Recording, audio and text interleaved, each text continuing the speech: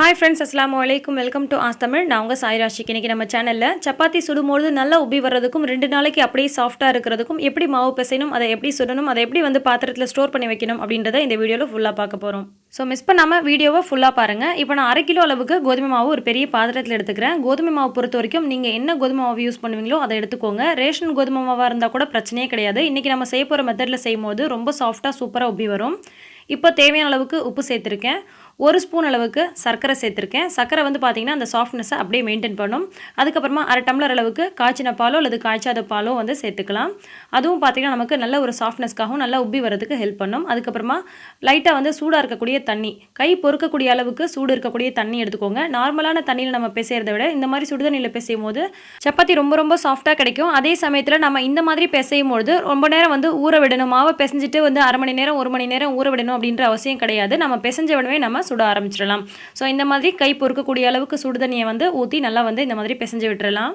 நம்ம எங்கயாவது டூர் போறோம் அல்லது எங்கயாவது லாங் டிராவல் போறோம் அப்படினு சொன்னா இந்த மாதிரி சப்பாத்தி கொஞ்சம் நிறையவே செஞ்சு போட்டு நம்ம இந்த மாதிரி ஸ்டோர் பண்ணி கூட எடுத்துட்டு போலாம். இது பாத்தீங்கன்னா 2 நாள் வரைக்கும் அந்த சாஃப்ட்னஸ் அப்படியே மெயின்டைன் பண்ணும். அதுக்காக தான் நம்ம சக்கரை, பால், இந்த சுடு தண்ணி எல்லாம் ஊத்தி பண்ணிருக்கோம். அதனால பாத்தீங்கன்னா இந்த 2 நாள் வரைக்கும் அந்த சில பேர் சுடும்போது அந்த சாஃப்ட்னஸ் அந்த சுடும்போது மட்டும் தான் இருக்கும். அதுக்கு அப்புறம் பாத்தீங்கன்னா நமக்கு சப்பாத்தி ஒரு மாதிரி காஞ்சு போய்டும். அந்த மாதிரி எல்லாம் இந்த மெத்தட்ல இருக்காதுங்க. நீங்க எப்படி சுடும்போது நல்ல ஒரு சாஃப்ட்னஸ் கிடைக்குதோ அதே மாதிரியே 48 மணி நேரம் அப்படியே உங்களுக்கு மெயின்டைன் ஆகும். பால் சேர்த்தா எனக்கு பிடிக்காது அப்படின்னு சொல்றவங்க ஒரு முட்டை ஆட் பண்ணிக்கலாம். முட்டை சேர்த்தா எனக்கு பிடிக்காது, நான் நான்வெஜ் சாப்பிட மாட்டேன் அப்படின்னு நினைக்கிறவங்க நல்ல கனிஞ்ச ஒரு வாழைப்பழம் சேர்த்துக்கலாம். இது எல்லாமே பாத்தீங்கன்னா நமக்கு ஒரு எக்ஸ்ட்ரா சாஃப்ட்னஸ்க்காக தான் நம்ம சேர்க்கிறோம். மற்றபடி வேற ஒன்றும் இல்லைங்க. இப்போ இதில் 1 டேபிள் ஸ்பூன் அளவுக்கு ஆயில் சேர்த்து இந்த மாதிரி பிசைஞ்சுக்கலாம். ஆயில் சேர்க்கறதுனால பாத்தீங்கன்னா நமக்கு அந்த மாவை ட்ரைனஸ் ஆகாம பார்த்துக்கும். ஆயிலுக்கு பதிலாக நீங்க பட்டர் அல்லது நெய் கூட விருப்பப்பட்டா சேர்த்துக்கலாம்.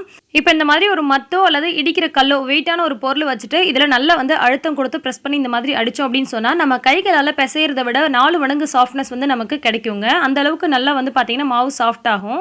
இதுவே நம்ம கைகளால பிசையணும்னு சொன்னா ஒரு 1/4 மணி நேரமாவது நம்ம கைகளால எஃபோர்ட் போட்டு நல்லா பிசைய வேண்டியிருக்கும். ஆனா நீங்க ஒரு 2 நிமிஷம் போல இந்த மாதிரி அழுத்தி எடுத்துட்டாலே போதும். மாவு பாத்தீங்கன்னா அவ்வளோ சாஃப்ட்டா நமக்கு கிடைச்சிரும். பாருங்க எந்த அளவுக்கு நல்லா மாவு சாஃப்ட் ஆயிடுச்சுன்னு. இந்த மாதிரி மத்தாலையோ அல்லது இடிக்கிற கல்லாலையோ வச்சு நம்ம குத்தி எடுக்கும்போது நம்ம மாவு கொஞ்ச நேரம் ஊற விட்டு அதுக்கப்புறம் தான் நம்ம ரொட்டி சுடணும் அப்படின்ற அவசியமே கிடையாதுங்க. நம்ம வெயிட் பண்ணவே தேவையில்ல. அப்படியே உருண்டை போட்டு நம்ம ரொட்டி சுட ஆரம்பிச்சிடலாம். அதே மாதிரி உருண்டை போடும்போது நல்ல உள்ளங்கைகளால் அழுத்தம் கொடுத்து உருண்டை போடுங்க. வெளிப்புறங்களில் கிராக்ஸ் இல்லாத மாதிரி பார்த்துக்கோங்க. ஒருவேளை உங்களுக்கு வெளிப்புறங்களில் கிராக்ஸ் இருந்துச்சு அப்படின்னு சொன்னால் நீங்கள் சப்பாத்தி சுட்டு எடுக்கும்பொழுது உங்களுக்கு அந்த உப்பி வரும்போது பார்த்தீங்கன்னா அது ஹோல்ஸ் விழுந்துரும். ஸோ அப்போ உங்களுக்கு ஃபுல்லாக நல்லா அழகாக உப்பி வராது. ஸோ உங்களுக்கு சைஸ் எந்த சைஸ் வேணுமோ, சப்பாத்தி பெருசாக வேணும்னா கொஞ்சம் பெரிய உருண்டைகளாக போட்டுக்கலாம், சின்னதாக வேணும்னா நீங்கள் சின்ன உருண்டைகளாக போட்டுக்கலாம். உருண்டைகள்லாம் ஒரே சைஸில் அழகாக கிடைக்கணும்னா இந்த மாதிரி மாவை நீளமான வாக்கில் பரத்தி விட்டுட்டு அதுக்கப்புறமா இந்த மாதிரி கத்தியால் கட் பண்ணிக்கோங்க. அப்போ உங்களுக்கு எல்லாமே பார்த்தீங்கன்னா ஒரே சைஸில் உங்களுக்கு உருண்டை கிடைக்கும். இப்போ எல்லாத்தையும் உருண்டை போட்டாச்சு. இப்போ ஒரு உருண்டை எடுத்து இந்த வரமாவில் நம்ம டிப் பண்ணி எடுத்துகிட்டு அதுக்கப்புறமா பார்த்தீங்கன்னா தேய்க்கும் பொழுது லெஃப்ட் டு ரைட் சைடு பார்த்தீங்கன்னா நம்ம ரொட்டேட் பண்ண மாதிரி தேய்ச்சோம்னா நமக்கு ரொம்ப அழகாக ரவுண்ட் ஷேப்பில் கிடைக்கும். ரொம்ப திக்காகவும் போடாதீங்க, ரொம்ப தின்னாகவும் போட்டுறாதீங்க. இந்த மாதிரி ஒரு மீடியம் சைஸில் போட்டுக்கோங்க. அப்போ உங்களுக்கு சப்பாத்தி நல்லா சாஃப்டாகவும் கிடைக்கும், நல்லா உப்பி வரும். இப்போ சப்பாத்தி சுடும்பொழுது கவனிக்க வேண்டிய விஷயம் என்னன்னு பார்த்தீங்கன்னா கல் நல்லா சூடானதுக்கு அப்புறம் தாங்க போடணும். மீடியம் ஃப்ளேம் டு ஹை ஃப்ளேமில் வச்சுக்கோங்க. ரொம்ப சிம்லையும் இருக்கக்கூடாது, ரொம்ப ஹைலையும் இருக்கக்கூடாது. மீடியம் டு ஹை ஃப்ளேமில் வச்சு கல் நல்லா சூடானதுக்கு அப்புறமா இந்த மாதிரி சப்பாத்தியை போடுங்க. போட்டதுக்கு அப்புறமா இந்த மாதிரி ஆயில் அப்ளை பண்ண விருப்பம் இருந்துச்சுன்னா பண்ணி விடலாம். அப்படி ஆயில் போடாமல் சுடணும்னு நினைக்கிறவங்க ஆயில் போட வேண்டிய தேவையில்லை. இப்போ பார்த்தீங்கன்னா ஒரு குட்டியான ஒரு பபிள்ஸ் வரும். ஒரு 20 செகண்டுக்கு அப்புறமா பார்த்தீங்கன்னா இந்த மாதிரி உங்களுக்கு சின்னதாக ஒரு பபிள்ஸ் வரும். அந்த சமயத்தில் திருப்பி போட்டுக்கலாம். திருப்பி போட்டு அதே மாதிரியே ஒரு 20 செகண்ட் அளவுக்கு வெயிட் பண்ணீங்கன்னா அந்த சைடு உங்களுக்கு நல்லா ஹீட் ஆகிடும். இப்போ மறுபடியும் திருப்பி போடும்போது உங்களுக்கு ஆட்டோமேட்டிக்காக பார்த்தீங்கன்னா இந்த மாதிரி உப்ப ஆரம்பிச்சிடும். திருப்பி போட்டுட்டு நம்ம கரண்டியோ அல்லது தோசை திருப்பியோ இது மாதிரி எதுவுமே வச்சு நம்ம அழுத்தம் கொடுக்கக்கூடாது. நிறைய பேர் பண்ணுற தப்பு என்னன்னு பார்த்தீங்கன்னா இந்த மாதிரி திருப்பி போட்டுட்டு அது உப்புறதுக்கு ஒரு டைமே கொடுக்க மாட்டாங்க. உடனே கரண்டியெல்லாம் வச்சு அழுத்த ஆரம்பிச்சிருவாங்க. ஸோ அந்த மாதிரி பண்ணிங்கன்னா உங்களுக்கு அது நல்லா அழகாக உப்பி வராது. நீங்கள் டிஸ்டர்ப் பண்ணாமல் விட்டாலே அது சூப்பராக உப்பி வர ஆரம்பிக்கும். இந்த மாதிரி ஒன் சைடு நல்லா உப்பி வந்ததுக்கப்புறமா இன்னொரு சைடு திருப்பி போட்டுட்டு இன்னொரு சைடு நல்லா உப்ப விட்டுருங்க. அவ்வளோதான். இந்த மாதிரி நல்லா சூப்பராக ரவுண்டாக உப்பி வந்துருச்சு அப்படின்னு சொன்னாலே உங்களுக்கு நல்லா சப்பாத்தி வெந்துருச்சுன்னு அர்த்தம். இப்போ இன்னொரு சப்பாத்தி சுட்டு காமிக்கிறேன் பாருங்க. கல் நல்லா ஹீட் ஆனதும் சப்பாத்தியை போட்டுட்டு இதில் லைட்டாக ஆயில் விருப்பப்பட்ட அப்ளை பண்ணிக்கலாம். ஒரு 20 செகண்ட் வெயிட் பண்ணதுக்கு அப்புறமா திருப்பி போட்டுட்டு மறுபடியும் ஒரு 20 செகண்ட் வெயிட் பண்ணலாம். அப்போ உங்களுக்கு குட்டியாக பபிள்ஸ் வர ஆரம்பிக்கும். அந்த சமயத்தில் மறுபடியும் திருப்பி போட்டுடலாம். இப்போ நம்ம கொஞ்ச நேரம் டிஸ்டர்ப் பண்ணாமல் அப்படியே விட்டோம்னு சொன்னால் நமக்கு நல்லா இந்த மாதிரி உப்பி வர ஆரம்பிக்கும். ஸோ இந்த மாதிரி சூப்பராக நல்லா உப்பி வந்ததுக்கு அப்புறமா நம்ம மறுபடியும் திருப்பி போட்டுட்டு இன்னொரு சைடும் வெந்ததுக்கு அப்புறமா நம்ம எடுத்துடலாம்.